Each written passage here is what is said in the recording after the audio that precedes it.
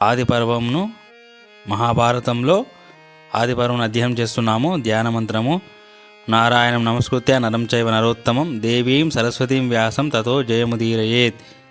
నారాయణ స్వరూపుడైన శ్రీకృష్ణునికి, నరోత్తముడైన అర్జునునికి, వారి లీలను ప్రకటించే సరస్వతీదేవికి, దానిని రచించిన వ్యాసునికి నమస్కరించి ఆసుర భావాలను తొలగించి అంతఃకరణ శుద్ధి కలిగించే మహాభారతాన్ని అధ్యయనం చేస్తున్నాము. మాండవయ్య మహర్షి చరిత్ర. జనమేజయుడు అంటున్నాడు, దేవా, బ్రహ్మర్షి శాపం వలన యమధర్మరాజు విదురుడుగా పుట్టాడు అన్నారు. అంత కాని పని అతడు ఏమి చేశాడు అని ప్రశ్నించాడు. వైశంపాయనుడిగా బదులిచ్చాడు, జనమేజయ, చాలా రోజుల క్రితం సంగతి. మాండవ్యుడు అనే ఒక ప్రసిద్ధ బ్రాహ్మణుడు ఉండేవాడు. అతడు గొప్ప ధైర్యవంతుడు, ధర్మజ్ఞుడు, తపస్వి, సత్యనిష్ఠుడు. అతడు తన ఆశ్రమ ద్వారం దగ్గర ఉన్న చెట్టు కింద 2 చేతులు పైకెత్తి తపస్సు చేస్తూ ఉండేవాడు. మౌనవ్రతం పాటించేవాడు. చాలా రోజులయ్యాక ఒకరోజు బందిపోటులు కొంత సొమ్మును దొంగలించి ఆ సొత్తుతో అక్కడికి వచ్చారు.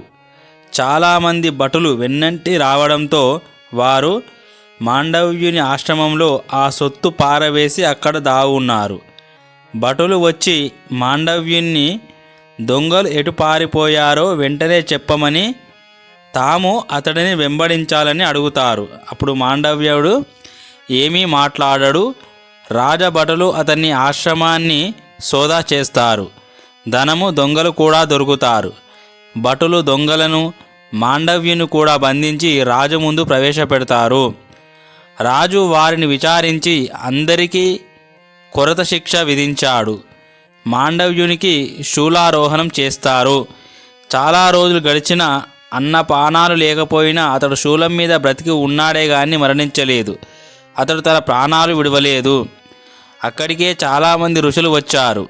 ఋషులు రాత్రి సమయంలో పక్షుల రూపంలో వచ్చి అక్కడ వాలి తమ దుఃఖాన్ని వెల్లడించేవారు. మీరింతటి అపరాధం ఏమి చేశారని అడిగారు. మాండవ్యుడు, నేనెవరినీ దోషులుగా చేయను, ఇదంతా నా అపరాధ ఫలమే అని జవాబు ఇస్తాడు. అక్కడి కాపలాదారులు ఋషి కొరత వేయబడి చాలా దినాలైనా అతడు మరణించకపోవడం చూస్తారు. ఈ సంగతిని రాజుగారికి తెలియజేస్తారు. రాజు మాండవ్యముని వద్దకు వచ్చి తాము తెలియక అతని పట్ల గొప్ప అపరాధం చేశానని క్షమించమని, అనుగ్రహించమని వేడుకుంటాడు. మాండవ్యుడు అతనిపై జాలిపడి క్షమిస్తాడు. అతనిని శూలం మీద నుండి క్రిందికి దించుతారు. ఎంత ప్రయత్నించినా శూలం అతని శరీరం నుండి వేరు కాలేదు. శూలాన్ని ఖండించారు. గుచ్చుకొని ఉన్న శూలంతోనే అతడు తపస్సు చేసి దుర్లభమైన లోకాలు పొందాడు. అప్పటి నుండి అతడు అని మాండవ్యుడు అయ్యాడు. మాండవ్య ఋషి యమధర్మరాజు కొలువు కూటానికి వెళ్ళి, నేను తెలియకుండా ఎలాంటి పాపం చేశానని నాకు ఇలాంటి శిక్ష విధించావు? సమాధానం వెంటనే చెప్పు, లేదా నా తపోబలం చూద్దువు గాని అంటాడు. అప్పుడు ధర్మరాజు అంటాడు, నీవు ఒక చిన్న తుమ్మెద యొక్క తోకలో ముళ్ళును గుచ్చావు. దాని ఫలితమే ఇది. ఒక చిన్న దానం చేస్తే అనేక రెట్లు ఫలితం కలిగినట్లుగానే అధర్మం చిన్నదైనా దాని ఫలితం ఎన్నో రెట్లు ఉంటుంది అంటాడు. అని మాండవ్యుడు తాను ఎప్పుడలా చేశానని అడిగాడు. అప్పుడు ధర్మరాజు అంటాడు, బాల్యంలో అని చెప్తాడు. దానిపై అనిమాండవ్యుడు అంటాడు, బాలకుడు 12 ఏళ్ళు వచ్చే వరకు ఏ పని చేసినా అది అతనికి అధర్మం కాదు. ఎందుకంటే అతనికి ధర్మ అధర్మ జ్ఞానం ఉండదు. నీవు చిన్న అపరాధానికి పెద్ద శిక్ష వేశావు. అన్ని ప్రాణుల వధ కంటే బ్రాహ్మణ వధ ఎక్కువదని నీకు తెలిసే ఉండాలి. కాబట్టి నీవు భూలోకంలో శూద్ర యోనియందు పుడతావు. ఈరోజు నేను ఈ లోకంలో కర్మఫలాన్ని గురించి నియమాన్ని స్థాపిస్తున్నాను. 14 ఏళ్ల ప్రాయం వరకు చేసిన కర్మఫలాల యొక్క పాపం అంటదు. ఆపై చేసిన కర్మల ఫలం మాత్రం తప్పక అనుభవించవలసి ఉంటుంది అంటాడు. ఈ తప్పు చేసిన కారణంగానే మాండవ్య ముని శాపం ఇస్తాడు. ధర్మరాజు శూద్రయోని యందు విదురునిగా పుడతాడు. అతడు ధర్మార్థ శాస్త్రాలలో నిపుణుడు. క్రోధ లోభాలు అతని దరికి కూడా చేరవు. అతడు దూరదర్శి, శాంతి ప్రియుడు, సమస్త కురు వంశానికి హితైషి. వైశంపాయనుడు చెప్తున్నాడు, జనమేజయ, ధృతరాష్ట్ర పాండు విదురుల పుట్టుకతో కురువంశానికి, కురుజాంగల దేశానికి, కురుక్షేత్రానికి మూడింటికి గొప్ప వైభవం కలిగింది. పంటలు సమృద్ధిగా పండాయి. సమయానికి వర్షాలు తమంత తామే కురవసాగాయి. వృక్షాలు చక్కగా పుష్పించి ఫలించాయి. పశుపక్షాదులన్నీ సుఖంగా ఉన్నాయి. నగరంలో వ్యాపారులు, చేతి వృత్తుల వారు, విద్వాంసులు వృద్ధి చెందారు. సాధువులు సుఖంగా ఉన్నారు. ఎక్కడా దొంగలు కానీ పాపులు కానీ లేరు. ఒక రాజధానిలోనే కాదు, దేశమంతటా కృతయుగంలో లాగా కాలం గడుస్తుంది. ఎక్కడా పిసిని గొట్టులు కానీ విధవరాన్రు కానీ లేరు. బ్రాహ్మణుల ఇళ్లల్లో ఎప్పుడూ ఉత్సవాలు జరుగుతూ ఉండేవి. భీష్ముడు శ్రద్ధతో ధర్మాన్ని రక్షిస్తున్నాడు. ఆ రోజుల్లో అంతటా ధర్మ పరిపాలన సాఫల్యం చెందింది. ధృతరాష్ట్ర పాండు విదురుల పనులు నగరవాసులకు ఆనందాన్ని కలిగించేవి. భీష్ముడు చాలా జాగరూకతతో రాజకుమారులను రక్షించేవాడు. ముగ్గురికి కాలోచిత సంస్కారాలు జరిగాయి. అందరూ తమ తమ అధికారానుసారంగా అస్త్రవిద్యను, శాస్త్ర పాండిత్యాన్ని గడించారు. గజశిక్ష పొందారు. నీతి శాస్త్ర అధ్యయనం చేశారు. ఇతిహాస పురాణాలు ఇంకా అనేకమైన ఇతర విద్యలలోనూ వారు నిధులు. అన్ని విషయాలలోనూ వారికి ఖచ్చితమైన అభిప్రాయాలు ఉన్నాయి. పాండురాజు గొప్ప విలుకాడు. ధృతరాష్ట్రుడు గొప్ప బలవంతుడు. ధర్మజ్ఞులలో, ధర్మపరాయణులలో విదురునితో సమానమైన వాడు ముల్లోకాలలోనూ లేడు. ఆ రోజులలో వీరమాతలలో కాశీరాజ పుత్రికలు, దేశాలలో కురుజాంగలము, ధర్మజ్ఞులలో భీష్ముడు, నగరాలలో హస్తినాపురము చాలా శ్రేష్టమని ప్రజలు చెప్పుకునేవారు. ధృతరాష్ట్రుడు పుట్టందుడు, విదురుడు దాసీపుత్రుడు అయిన కారణంగా పాండురాజుకే రాజ్యాధికారం లభించింది. గాంధార రాజు సుబలుని పుత్రిక గాంధారి సర్వలక్షణ సంపన్నురాలని, ఆమె శంకరుణ్ణి ఆరాధించి 9 పుత్రులు కలుగుతారని వరం పొందిందని భీష్ముడు విన్నాడు. భీష్ముడు గాంధారరాజు దగ్గరకు దూతను పంపాడు. మొదట గాంధారరాజు గ్రుడ్డివానికి తన కూతుర్ని ఇచ్చి వివాహం చేయడానికి వెనుకాడిన కులం, ప్రసిద్ధి, సదాచారం ఇవన్నీ ఆలోచించి వివాహం చేయడానికే నిశ్చయించుకున్నాడు.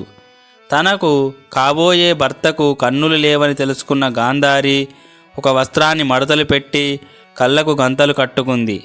పతివ్రత అయిన గాంధారి తన భర్తకు అనుకూలంగా నడుచుకోవాలని నిశ్చయించుకుంది. ఆమె సోదరుడు శకుని తన చెల్లెల్ని ధృతరాష్ట్రుని వద్దకు చేర్చాడు. భీష్ముని అనుమతితో వివాహం జరిగింది. ఆమె తన నడవడికతో, సద్గుణాలతో తన భర్తకు, కుటుంబానికి ఆనందం కలిగించసాగింది. యదువంశీయుడైన శూరసేనునకు పృథ అనే అందమైన కూతురు ఉంది. వసుదేవుడు ఆమెకు సోదరుడు.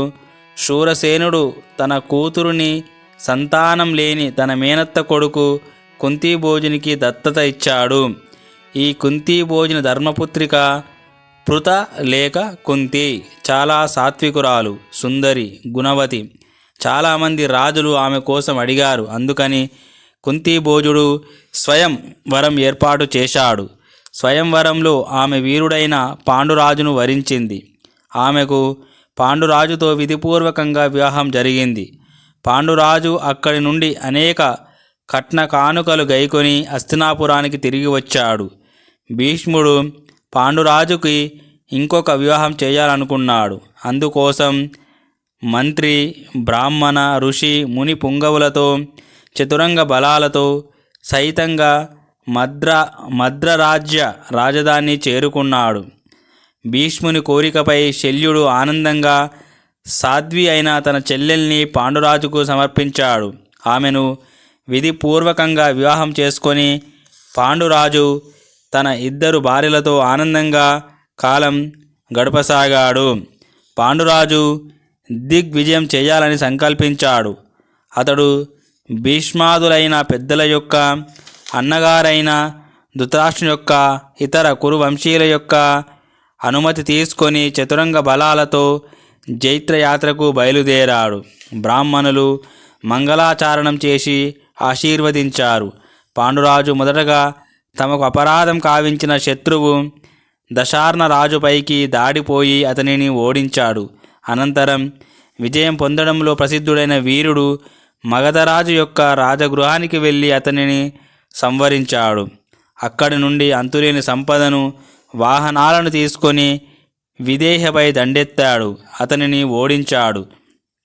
తరువాత కాశీ, శుంభ, పుండ్ర మొదలైన దేశాల మీద విజయకేతనం ఎగురవేశాడు. అనేక రాజులు పాండురాజుతో పోరాడి నష్టపోయారు. వారందరూ ఓడిపోయి అతనిని భూమండలానికి చక్రవర్తిగా అంగీకరించారు. అంతేకాదు మణి మాణిక్యాలు, ముక్త ప్రవాహలాలు, వెండి బంగారాలు, ఆవులు, గుర్రాలు, రథాలు మొదలైనవి కానుకలుగా పంపారు. పాండు మహారాజు అవన్నీ తీసుకొని హస్తినాపురానికి తిరిగి వచ్చాడు. క్షేమంగా తిరిగి వచ్చిన పాండురాజును భీష్ముడు హృదయాలింగనం చేసుకున్నాడు. అతని కళ్ళల్లో ఆనంద బాష్పాలు నిలిచాయి. పాండురాజు తాను తెచ్చిన ధనమంతా భీష్మునికి, నాయనమ్మ అయిన సత్యవతికి సమర్పించాడు. తల్లి ఆనందానికి అవధులు లేవు. భీష్ముడు దేవక మహారాజు వద్ద ఒక అందమైన యువతి దాసీపుత్రి ఉన్నదని విన్నాడు. అతడు ఆమెను అడిగి తీసుకొని వచ్చి పరమజ్ఞాని అయిన విదురునికిచ్చి వివాహం చేశాడు. విదురునితో సమానులైన గుణవంతులు ఆమెకు అనేకులు జన్మించారు. ఓం శాంతి శాంతి శాంతి. హరి ఓం తత్సత్. శ్రీరామకృష్ణార్పణమస్తు.